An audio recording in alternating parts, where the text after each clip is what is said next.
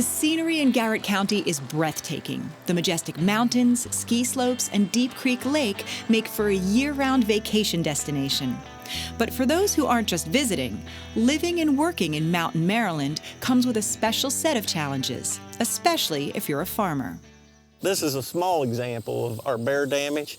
Our larger damage will be in the centers of the field. They'll go out in the center of the field, and they'll usually work bigger spots, but they'll roll down circles in your field the size of a house. Fifth-generation farmer Richard Bernard is neighbors with the black bears of Garrett County. His 525-acre farm is surrounded by dense forest, and his crops? They're situated right up against the bears' habitat. The tall cornfields are a favorite hangout spot for the bears. Hunt Valley Farm is a peaceful oasis and an inviting buffet. On hot days, they'll stay in this corn. It's cool. The wind blows through it, and it keeps the sun off of them, and they've got a great food source. As far as the bears are concerned, it's first come, first served, which means the Bernards have to act quick. The pressure to salvage the crops is constant, and the first line of defense is 2 new grain bins. The main reason we put them bins up is to get our grain out of the field as fast as we can. I would hate to say what our losses would be if we left the grain out there. On average, Richard takes a hit of about $5,000 to $10,000 a year, all because of wildlife damage to his crops. The bears are a threat to the oats and corn, while deer prefer the soybeans.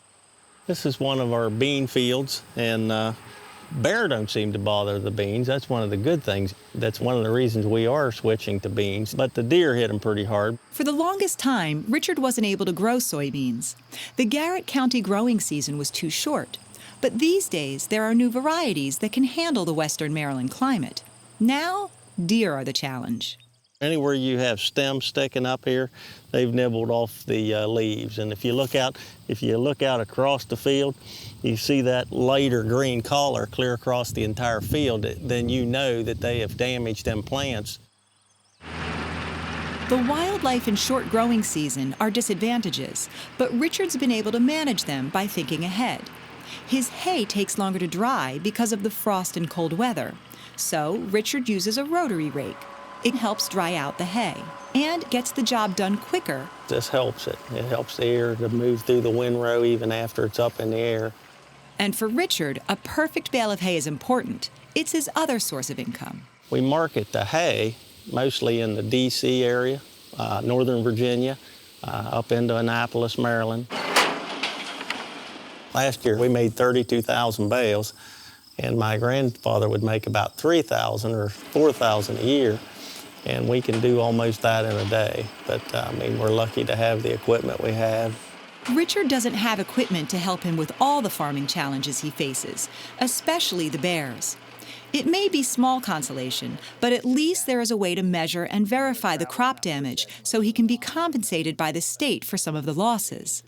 That's when Richard calls on Harry Spiker, a bear expert with the Maryland Department of Natural Resources. What we'll do is we'll come in and we'll look at how many rows across, 1, 2, 3, 4, 5, 6, 7, 8 rows across for this particular hole, and then we'll go to the other end.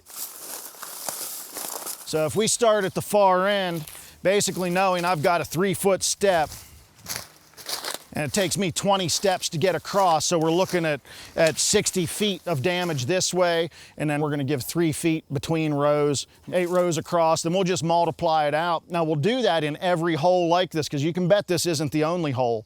Despite all the difficulties Richard faces, he says he'll continue to do what he loves most: farm. You grow up with that. It's in your blood. It's who you are. Farmers farm, preachers preach. That's what we do.